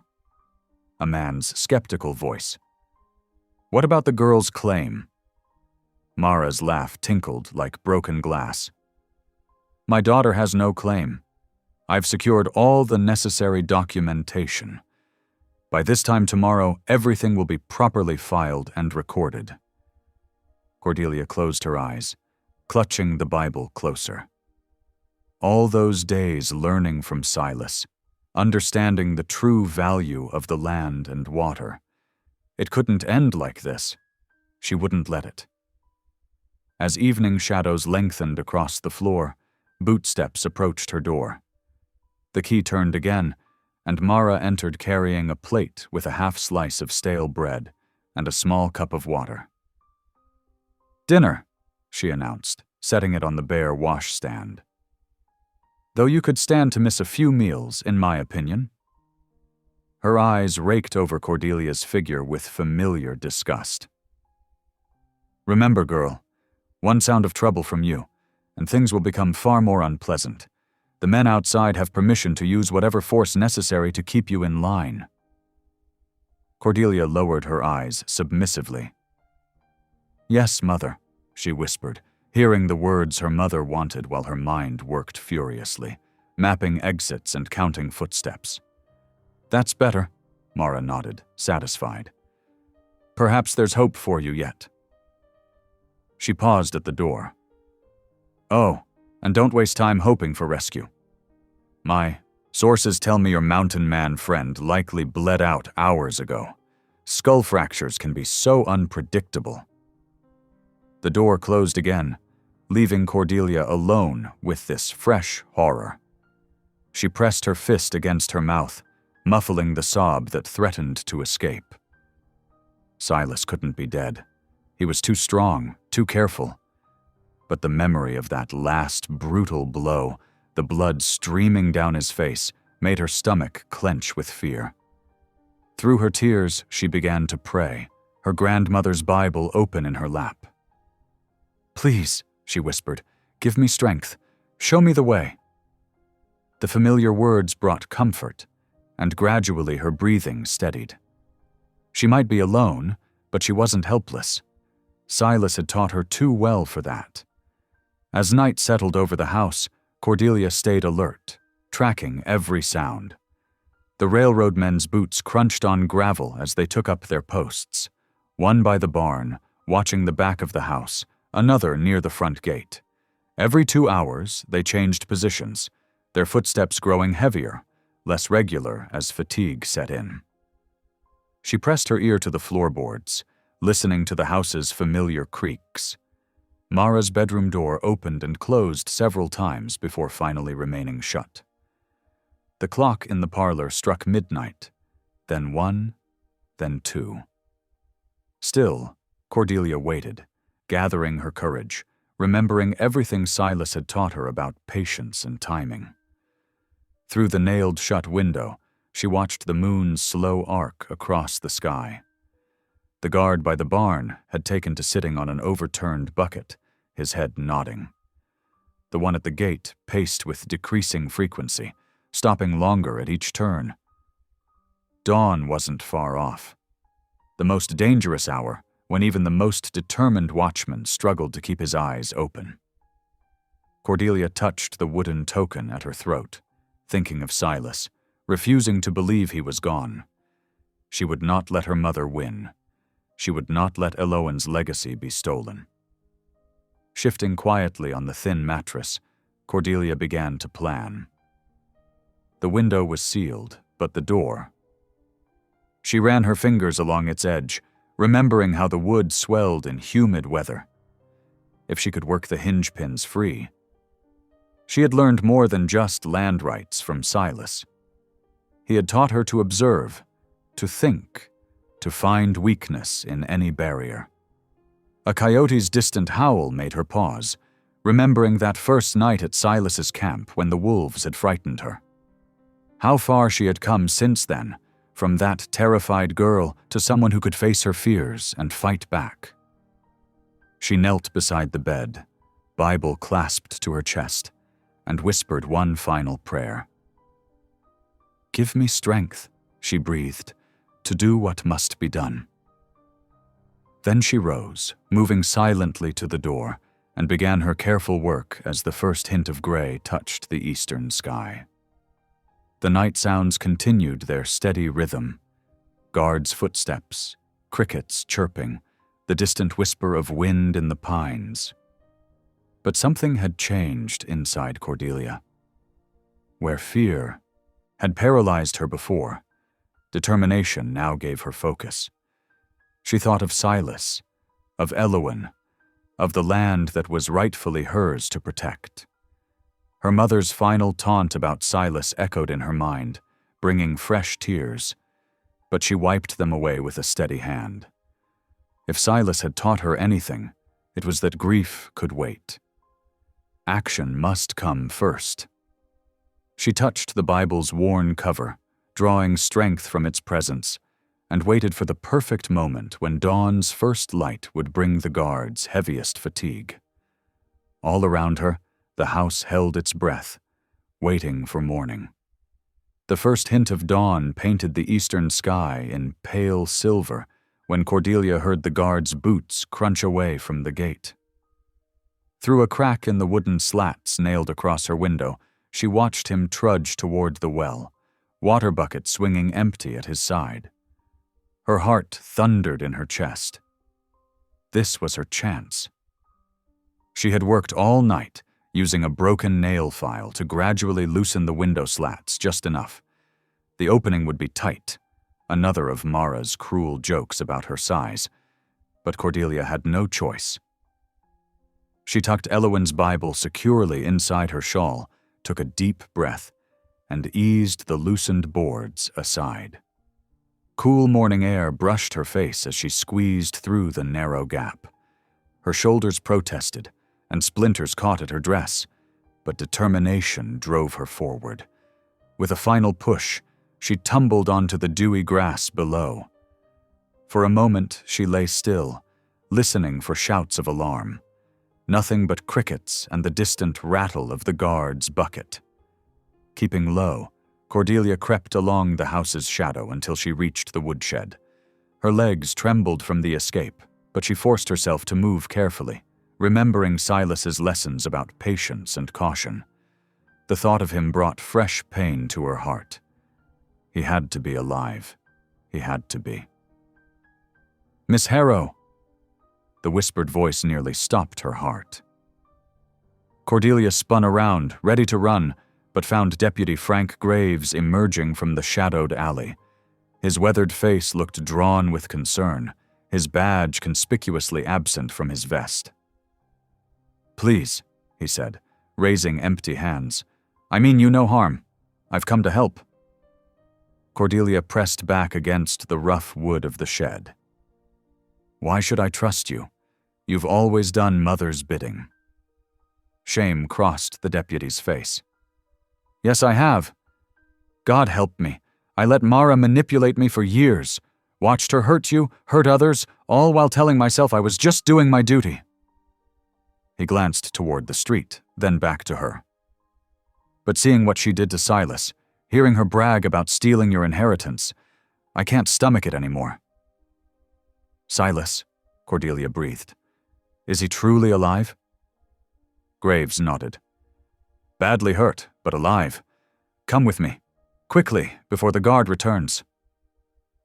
Every instinct screamed caution, but something in the deputy's tired eyes spoke truth.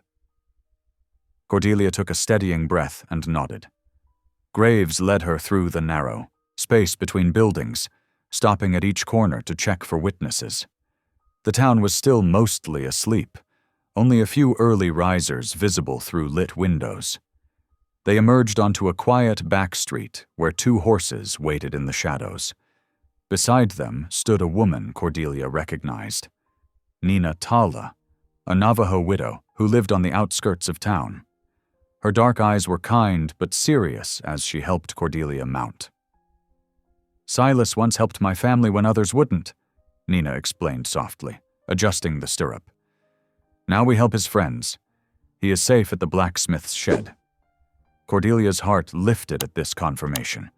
They rode in tense silence, Nina leading them through a maze of back alleys and service paths. The morning air grew warmer as the sun crept higher, but Cordelia barely noticed. Her thoughts raced ahead to Silas, to what came next, to the precious evidence hidden in her Bible. The blacksmith's shed appeared abandoned at first glance, its windows dark and door firmly closed. But as they approached, a slight movement caught Cordelia's eye. Someone watching through a gap in the boards. Nina whistled softly, a brief pattern that brought the door open just enough to admit them. Inside, the familiar scents of leather and iron filled the air. Cordelia's eyes adjusted slowly to the dimness. There, propped against a workbench, sat Silas. His face was bruised, one eye swollen nearly shut, and he held himself carefully as if every breath hurt. But he was alive, and his good eye brightened at the sight of her. "Cordelia," he said, voice rough but warm. "Thank God." She rushed to him, careful not to jostle his injuries as she clasped his hand. "I thought, when they took you down like that, takes more than a few railroad thugs to finish me." He attempted a smile, wincing at the movement, though they surely tried their best. Deputy Graves stepped forward, offering a canteen. "Drink something, both of you. Then we need to move. Mara's having the railroad contract signed at the courthouse this morning. If we're going to stop this, it has to be now." Nina was already working efficiently, binding Silas's ribs with strips of clean cloth. "These need proper tending," she said, "but this will help you ride." Silas nodded gratefully. "Much obliged, Nina. Your husband would be proud to see you helping set things right." A shadow of grief crossed Nina's face, but she smiled. "He always said you were a good man, Silas Boone. Now I see he spoke true." While Nina worked, Graves explained what he had learned. "Mara's planning to sign over all water rights to the railroad at 9 o'clock sharp. Judge Wilson's already in her pocket. He'll approve anything she puts in front of him.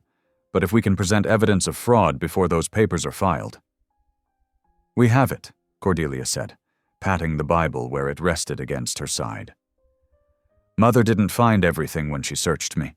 We still have grandmother's letters and the marriage certificate." Silas struggled to his feet, accepting Nina's steadying hand. "Then we ride. I promised Elowen I'd protect what's rightful, and by God, I mean to keep that promise." "You can barely stand," Cordelia protested, "but I can ride." His voice was firm. "And I won't let you face this alone." Deputy Graves brought them cold biscuits and jerky from his saddlebags. They ate quickly while Nina adjusted saddles and checked cinches. Through the cracks in the wall, they could see the town coming properly awake. Shop doors opening, workers heading to their jobs, the usual morning bustle beginning. Cordelia touched the wooden token at her throat, remembering all the quiet lessons of the past days. The land, the water rights, the truth about her grandmother. It had all led to this moment. She looked at her unlikely allies, a conscience-stricken lawman, a generous widow, and a wounded mountain man who had shown her what real kindness meant. "Thank you," she said softly. "All of you. I never thought I'd find such friends." Nina squeezed her hand. "The heart knows its true family, regardless of blood. Now come. We have justice to seek." They led the horses quietly out the back of the shed. Silas mounted slowly, pain evident in every movement, but his seat was steady once he settled. Cordelia swung up beside him, the evidence secure against her heart. Deputy Graves and Nina would take different routes to avoid drawing attention, meeting them at the courthouse. As they prepared to ride, Silas turned to Cordelia. Despite his injuries, his eyes were clear and determined.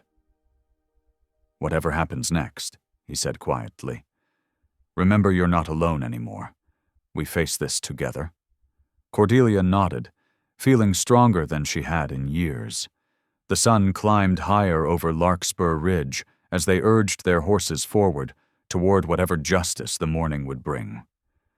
The mid-morning sun cast long shadows across the yard as they prepared to leave the blacksmith's shed. Cordelia watched with concern as Silas eased himself into the saddle, his jaw tight against the pain. His bruised face looked worse in the daylight, but his eyes remained clear and determined.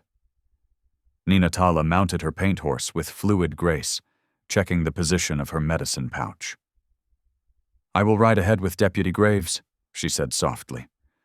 "We will watch for railroad men and signal if trouble comes."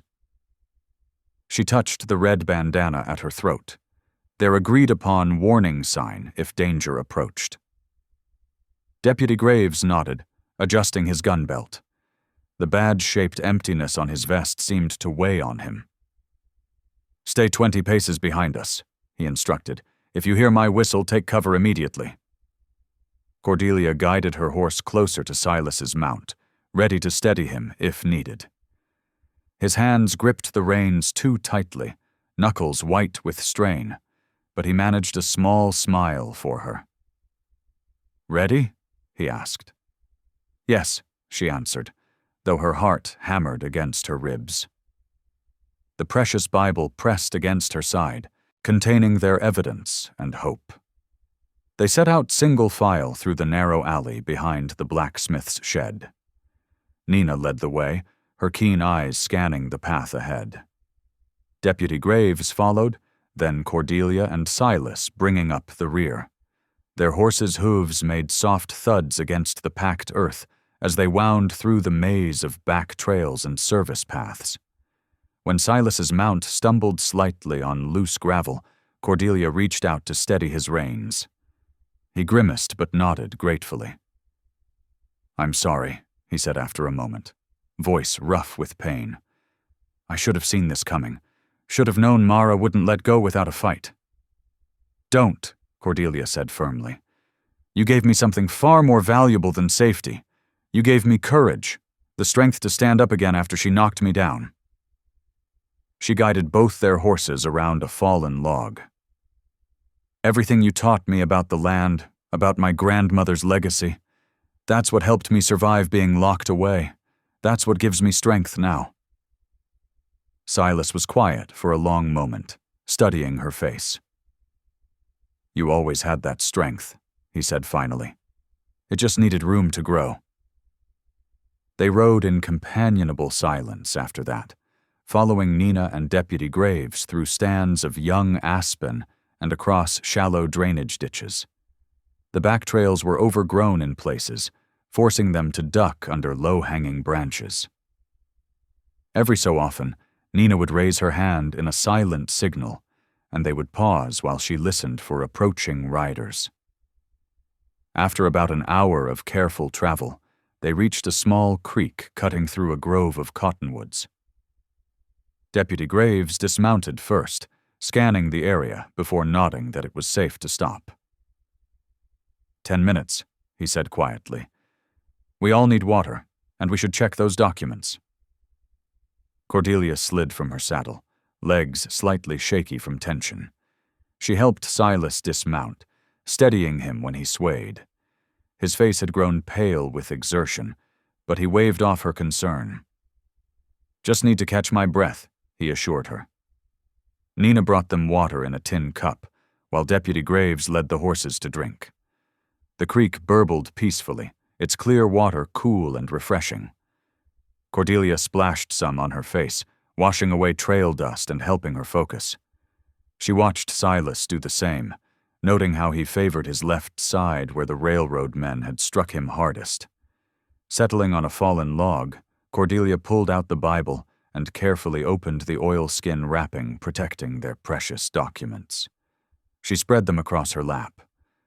Elowen's original deed to the Springs, the unfiled marriage certificate proving Mara's deception, and the letters documenting her grandmother's true wishes for the land.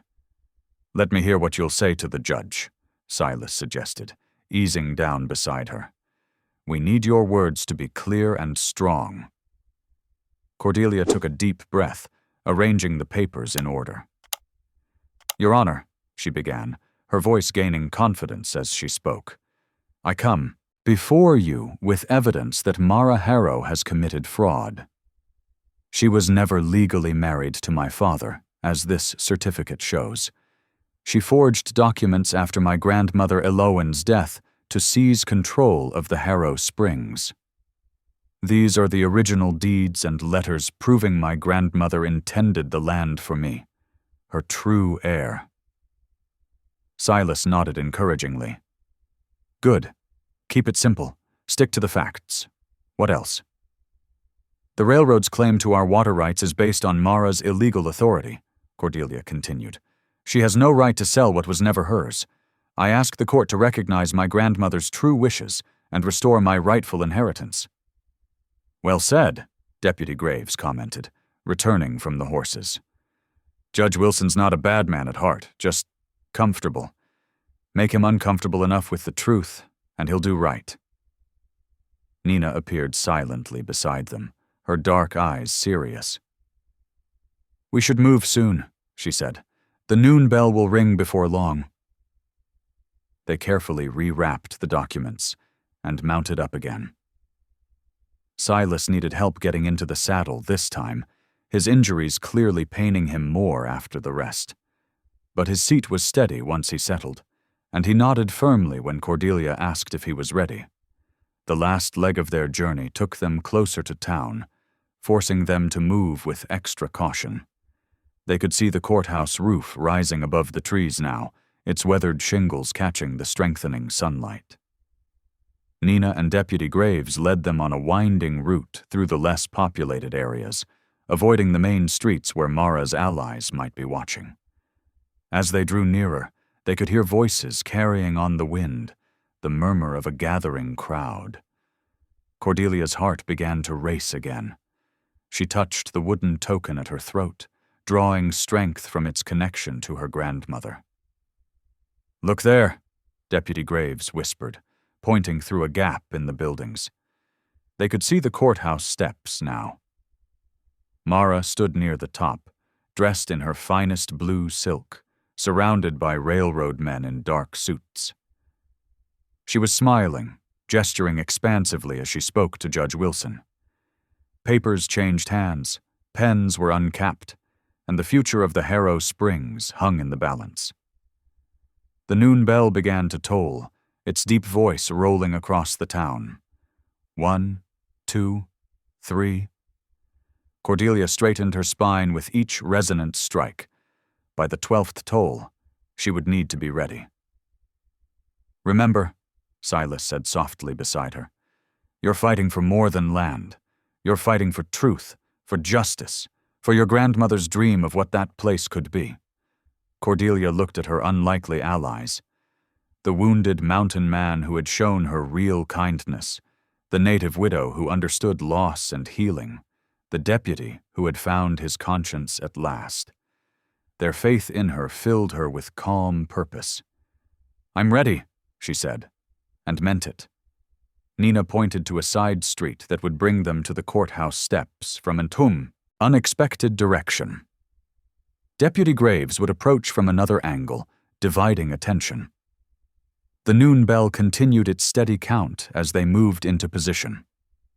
Cordelia sat tall in her saddle, the evidence secure against her heart, her grandmother's Bible a solid reminder of truth and purpose.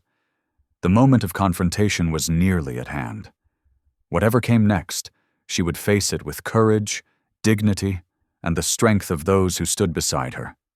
She watched Mara laugh at something Judge Wilson said, watched the railroad men shuffle their papers importantly, watched the gathering crowd of townspeople. Soon they would all hear the truth. Soon justice would have its say. The bell tolled on, counting down to the moment when Cordelia Harrow would finally reclaim her voice and her inheritance. The sun reached its zenith overhead, casting no shadows as they prepared to ride forward. Truth, like the noonday light, would shine equally on all. The courthouse bell struck its final toll as Cordelia dismounted, her boots hitting the packed earth with purpose. Around her, townsfolk began gathering, drawn by the commotion and the sight of familiar faces returning unexpectedly. Whispers rippled through the growing crowd as they noticed Silas's condition, his bruised face and the careful way he held himself as he slowly descended from his horse. "Look at what they did to Silas Boone," someone murmured. "Those railroad men, I'd wager," another voice added. Cordelia strode forward, her grandmother's Bible and documents clutched firmly against her chest. The morning sun beat down on the courthouse steps, where Mara stood with the railroad representatives, their fine suits and her mother's blue silk, a stark contrast to Cordelia's trail-worn clothes. Mara's face twisted with rage when she spotted her daughter. "Arrest that girl!" she shrieked, pointing at Cordelia. "She's escaped custody and disrupting official business." "The only business being disrupted here is your attempt to sell stolen property," Cordelia called out, her voice carrying across the courthouse yard. Months of mountain air and honest work had strengthened her lungs. Years of being silenced had given weight to her words. She climbed the steps steadily, aware of every eye upon her. Judge Wilson emerged from the courthouse door, his black robes fluttering in the breeze. "What is the meaning of this interruption?" "Your Honor." Cordelia opened the Bible, removing the carefully preserved documents. "I have evidence that Mara Harrow has committed fraud against both this court and my grandmother's estate." She held up the unfiled marriage certificate. "This proves that Mara was never legally married to my father. She had no right to claim authority over the Harrow lands after my grandmother's death." The judge adjusted his spectacles, frowning as he examined the document. "This appears to be an official certificate, never filed with the territorial office. Where did you obtain this?" "From my grandmother Elowen's private papers," Cordelia replied. "Along with these, the original deed to the Harrow Springs and a sealed letter explaining her true wishes for the land's inheritance." Nina Tala stepped forward, her quiet dignity drawing attention. "I knew Elowen Harrow," she said. "She was a woman of honor who respected the sacred waters on her land. She would never have wanted them sold to those who would waste them." Deputy Graves cleared his throat, moving to stand beside Cordelia. "Your Honor, I must confess my part in this.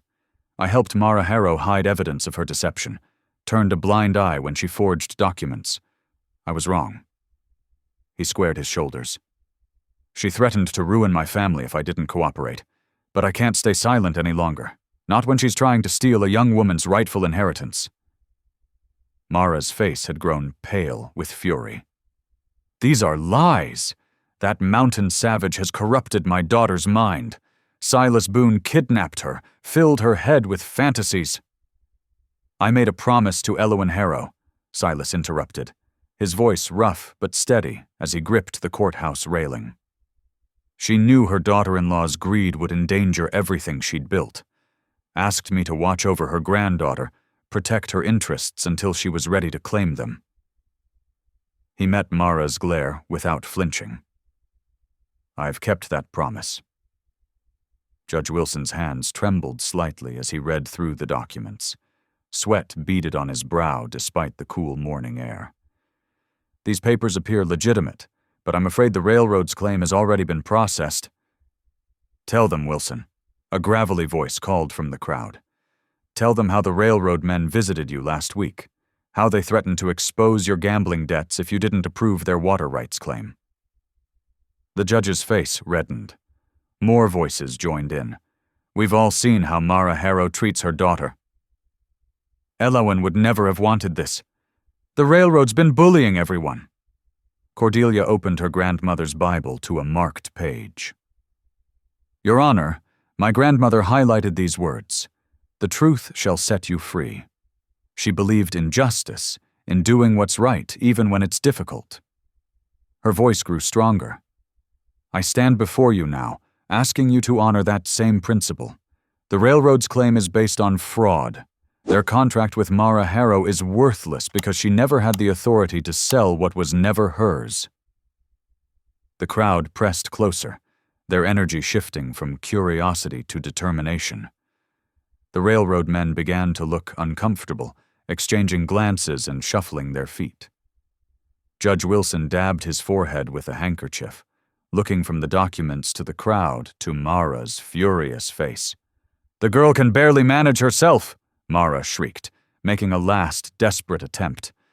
"Look at her, fat, lazy, unfit to manage property. I did what was best." "Enough!"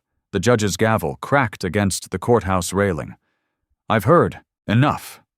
He straightened his robes, something resolute settling over his features.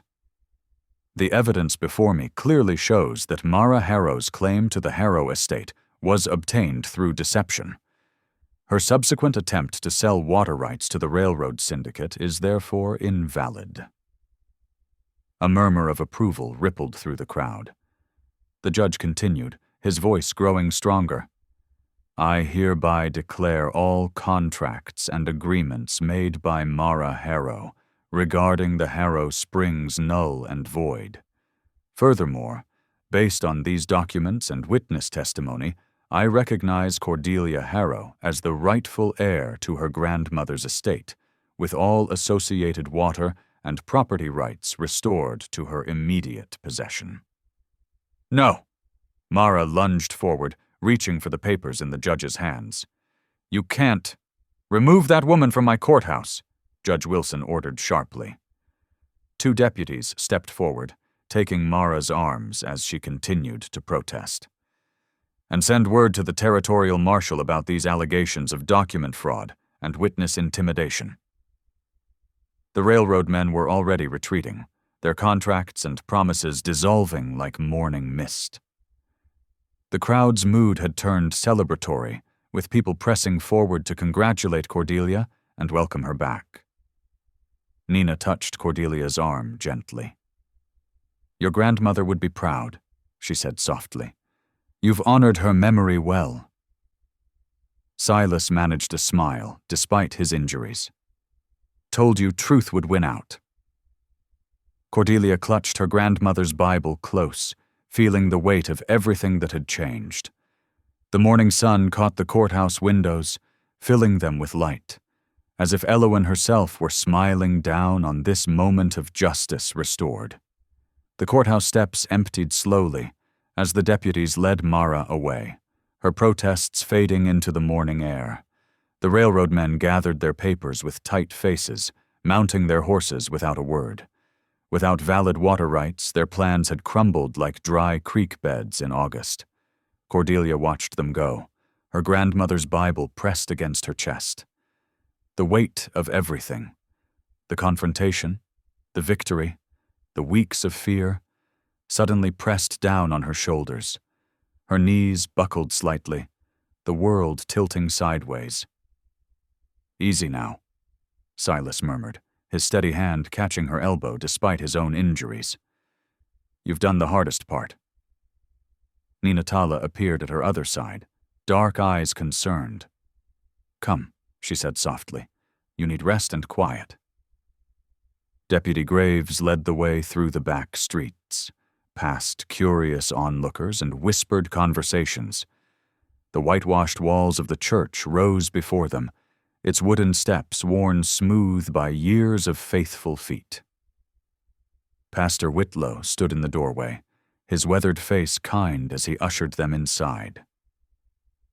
"The reading room," he said, gesturing toward a small chamber off the main sanctuary. "No one will disturb you there." The room was cool and dim, sunlight filtering through cotton curtains. A worn sofa and several chairs offered comfort, while a shelf of devotional books lined one wall. Cordelia sank onto the sofa, her fingers tracing the worn leather of Elowen's Bible. "Would you like to hear some?" she asked Silas as he eased himself carefully into the chair beside her. He nodded, lines of pain etching his face, but his eyes peaceful. Cordelia opened to where her grandmother had marked psalms with a faded ribbon. Her voice grew stronger as she read words of mercy and justice, of waters flowing in desert places. Nina sat quietly in the corner, weaving prayer beads through her fingers, while Deputy Graves stood guard near the door. As afternoon light slanted through the windows, Pastor Whitlow returned with bread and tea. He settled into a chair, regarding Cordelia thoughtfully. "You'll need to decide about your mother," he said gently. "The marshal will want to know if you're pressing charges for the fraud and violence." Cordelia closed the Bible slowly, remembering years of harsh words and cruel manipulations. But she also remembered Elowen's teachings about forgiveness, about how bitterness could poison even the sweetest spring. "No charges," she said finally. "I just want her to leave Larkspur Ridge and never challenge the land claims again. Let her find her way somewhere else, away from what she tried to destroy." Silas's hand found hers, squeezing gently. "You're showing more mercy than she deserves." "Maybe," Cordelia agreed. "But I don't want to carry that weight anymore. The land and water are safe now. That's what matters." The pastor nodded approvingly. "I'll convey your terms to the marshal. Now I believe Mrs. Henderson has prepared supper in the parish kitchen." They gathered around the scarred wooden table as evening settled over the town. The stew was rich with vegetables from the church garden, the cornbread still warm from the oven. Silas watched Cordelia across the table, pride shining in his eyes as she spoke confidently with Nina about plans for the springs. "You found your voice," he said softly when the others had moved away to help with dishes. "Your grandmother always knew you would." Night deepened outside the kitchen windows, crickets beginning their evening songs. Cordelia and Silas walked slowly through the quiet streets, their steps matching despite his injuries. The boarding house lamp glowed welcome, Mrs. Peterson already preparing a spare room for them. "We'll ride home at first light," Silas said as they climbed the narrow stairs. "Back to your land." "Our land," Cordelia corrected gently. "Grandmother would have wanted that." She fell asleep, listening to the distant whistle of a freight train. Not a sound of threat anymore, but simply part of the night's familiar music. Tomorrow would bring the journey home. But for now, peace settled over her like a well-worn quilt, soft and sure in the darkness. Dawn painted the sky in soft pinks and golds as they finished breakfast at the Jew boarding house. Mrs. Peterson had prepared eggs, coffee, and fresh biscuits that filled the dining room with warmth and comfort. The small group mounted their horses with purpose. Silas rode beside Cordelia, his injuries healing but still stiff in the saddle. Nina Tala and Deputy Graves followed close behind as they wound their way up familiar trails toward the ridge. At the line shack, they gathered essential supplies: axes, saws, blankets, and cooking gear. Cordelia touched the rough-hewn doorframe one last time before they continued their journey to the Harrow homestead. Standing on the overgrown property that was finally, legally hers, Cordelia felt something powerful surge through her heart. This wasn't just about claiming wealth or winning a battle. This land had a greater purpose. "I want to make this a refuge," she announced, her voice clear and strong, "a sanctuary for women who need escape from cruelty, just as I once did." A week of steady work transformed the land. The first cabin of the sanctuary stood proud against the darkening sky, its fresh-cut timber gleaming. Cordelia's hands trembled slightly as she lit the oil lamp inside, carefully placing Eloin's Bible on a newly mounted shelf. Through the open doorway, she watched Silas securing the heavy door hinges, while Nina and Deputy Graves tended a bubbling pot of stew over the outdoor fire. As night settled and stars emerged, Cordelia welcomed them all inside. They gathered in a circle, heads bowed. Her voice strong and clear, she offered thanks for deliverance from cruelty, for new beginnings, and for the faithful hearts surrounding her. Silas stood close beside her, lamplight dancing in his gentle eyes. They shared bowls of steaming stew, their laughter warming the cabin like a blessing. Later, Cordelia stepped onto the porch alone. She held the wooden harrow token against her heart, whispering a promise to honor her grandmother's legacy. Soft snowflakes began to fall, dusting the ridge in white, nature's quiet approval of this sanctuary of hope. Thank you for listening. Stories connect us in the most unexpected ways. If you felt that spark today, make sure you're subscribed. I share a new one daily, and the next might change your day.